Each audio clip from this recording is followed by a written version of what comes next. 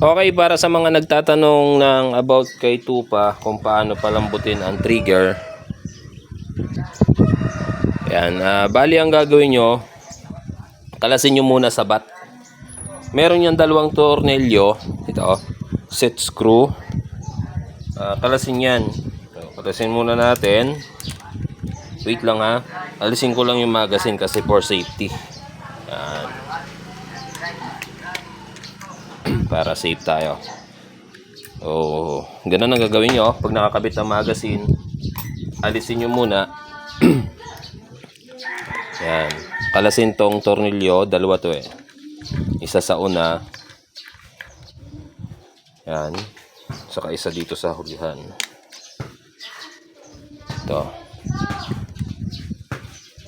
So, yan lang. Pag nakalas nyo na to, tulak to. Ito medyo matigas. Kaya kailangan tutulak nyo. Yan. Pag nakalas na, may makikita kayo sa ilalim niya. Itong isa may nut. Tapos ito luwagan nyo muna. Tapos pati itong nut na to luwagan nyo. Ngayon, pag naluwagan nyo na yan, so yan naluwagan ko na siya. Ito, yan. Tapos naluwagan ko na rin to. Yan. Gawin nyo, malambot naman siya pihitin kahit kamay lang ang pampihit. Yan. Ikutin nyo lang yung rod nya. Yan na-adjust siya. Tapos pag inikot nyo siya, check nyo ngayon sa trigger nya. Yan pag pinihit nyo siya, pag nakaganito pag pinihit nyo siya ng clockwise, patigas yun. Patigas hindi siya makakalabit. Dapat counter. Yan. So counterclockwise ang pihit para lumambot siya. Pag nakalaganito, papunta sa'yo ang pihit. Yan So, napakalambot.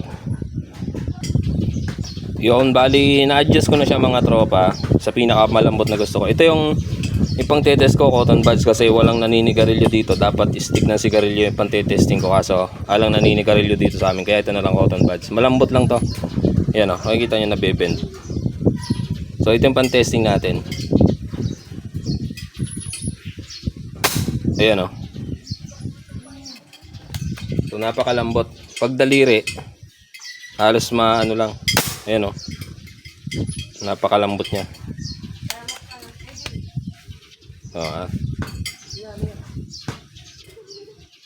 Ayan Kasi kung matigas yan, mabibend siya ng husto. Malambot lang tong cotton buds So, ganun siya kalambot. Pag na-adjust nyo na. Kasi pag yan ay hindi nyo pa na-adjust, matigas yan. So gawin natin na matigas ang adjust. Luwagan lang ulit ito. Itong set screw dito. Tapos itong nut. Yan. Tapos pihitin natin clockwise. Papunta sa una ang pihit. So doon, titigas yung trigger nya. So, na-adjust ko na. Yan yung matigas So, balik natin to. Higpitan natin. Yan. Tapos yung nut, ibalik natin. So, titestingin natin ngayon yung matigas. Ito, hindi pa sobrang tigas yan Yan Kita yan.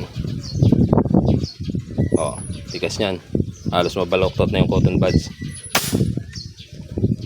So, yun. Ganun lang mag-adjust. Balik natin doon sa malambot. Huwag nyo naman susobrahan ng pihit ng counterclockwise kasi kaka-abuse na siya. Kada pinihit nyo, i-check nyo din yung trigger sensitivity nya.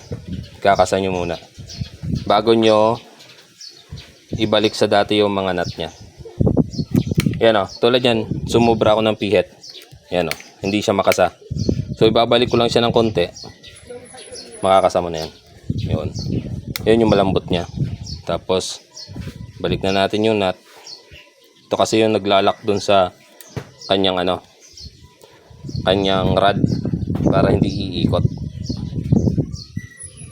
Yan. Tapos yung sa spring naman ito, hindi ko inuusog ng husto. Saktong-sakto lang. Yan. Tapos pitan ko na to. Kasi yan na talaga yung lambot na gusto ko. Subukan natin.